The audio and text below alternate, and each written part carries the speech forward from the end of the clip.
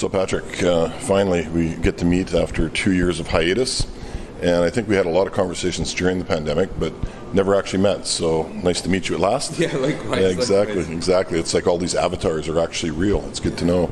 So, during that period leading up to pandemic and into pandemic, we learned a lot of things, and now we're coming out of the pandemic. And the session that you did yesterday was quite interesting, and I would like to know a little bit more about the work that you've been doing in sort of calibrating your ideas about the market, fees and charges, and all the other things that are going to be top of mind as we emerge out of this deep dark hole of COVID-19. Sure. Yeah. No. It's. First, it's great to be here to engage with people like you. You have the airport operators, major airport groups here, investors, regulators, and it's just a great body of knowledge here, and to exchange with people. There's a lot of lessons learned from the pandemic. So as we come out of the pandemic, we're looking. There's different forces kind of moving in opposite direction. On the one hand, you have this very strong pent-up demand. You had this vacation deprivation, the rise of the revenge traveler. So there's this willingness to travel. Whereas on the other hand, you have the cost of travel potentially rising. You have inflation rising, and jet fuel prices rising, interest rates, which slows down economies, and you have these geopolitical conflicts. Overall, I think we'll see kind of this net gain.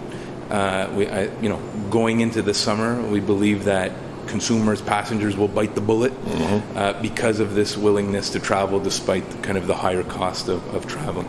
But all of this, of course, then has repercussions on the airport and the airline business. Of course. Yeah.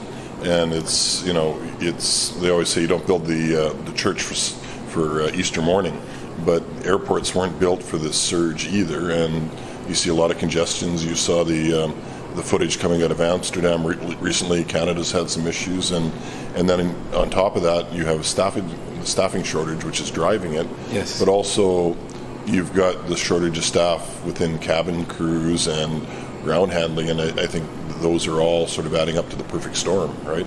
Yeah.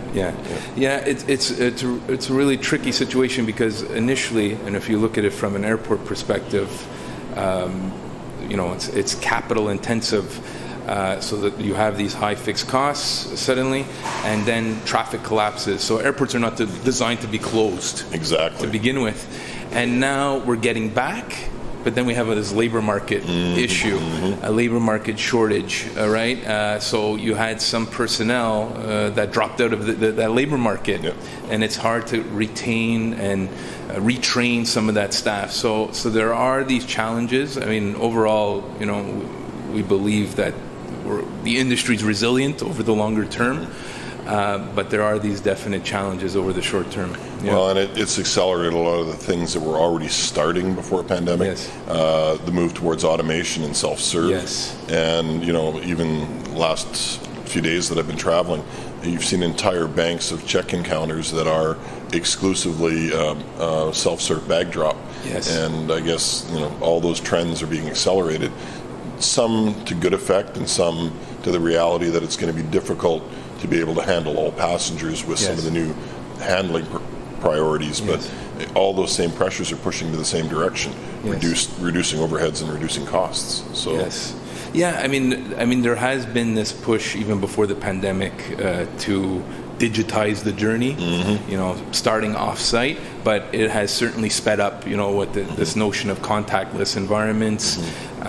So I think, on the whole, it's a good thing, obviously, but there are these challenges whenever there's new technological adoptions, and then you have the surge in demand. So, yeah.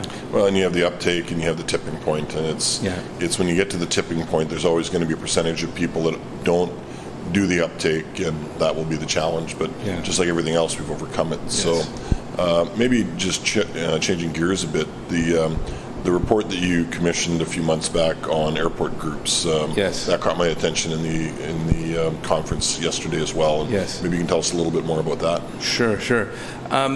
We monitor all types of airport management models. Typically, what we've always looked at is individual airports. So, and we have something called the airport service quality, and you have certain airports that get these awards in terms of service quality. We have something called the Airport Carbon Accreditation Program. Yes. And usually that's on an individual airport basis. We've also looked at in the past airport networks as a management model, and that allows for the sustainability of smaller regional airports and that connectivity.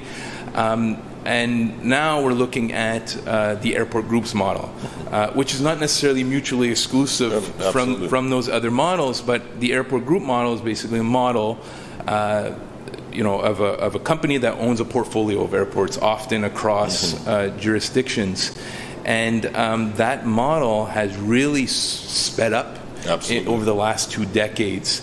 And has created value, for the economies in terms of connectivity, in terms of the jobs creation, wealth creation, and so on.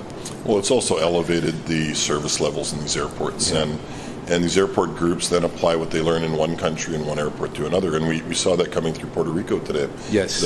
Or yesterday, that the airport, it's part of an airport group, and you can see the evidence of that investment in the airports. And yes, it comes with a higher capital cost because you're building to suit the need and elevating the service level, but it always comes at a cost to somebody, whether it's the airline or the passenger. And I think that will always be the balancing act in building what is wanted and needed by the passengers and the airlines versus the other discussions we've often had around what is too much, what is appropriate airport development. And I think that will always be a bigger and bigger part of our business, both the consultation with users and those that are ultimately paying the freight on the commercial side, and then the other part of the equation now is the environmental aspects. And I guess all those drivers are probably pretty challenging for you guys to balance, right? Yeah, I mean, at the end of the day, the question is, what is the best for the traveling public?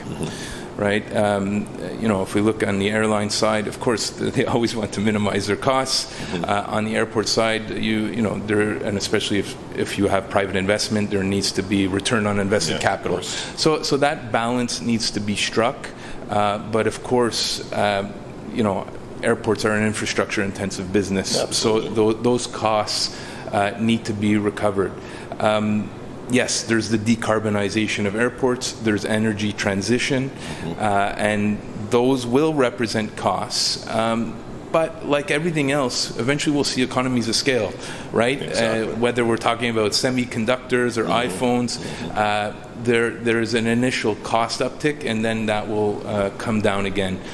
So there are opportunities there. There's opportunities for groups, private investment, private stakeholders to put their minds together, also with the airlines as part of this energy transition, and to be creative. And this is an opportune time.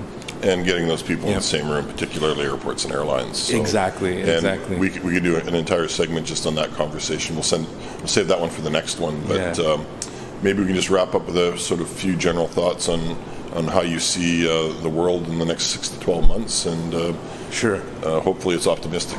Yeah, I mean, just maybe related to that, I mean, airports and airlines need each other to survive. Absolutely. And I think if there's anything we've learned from the pandemic is that we need to share risks better.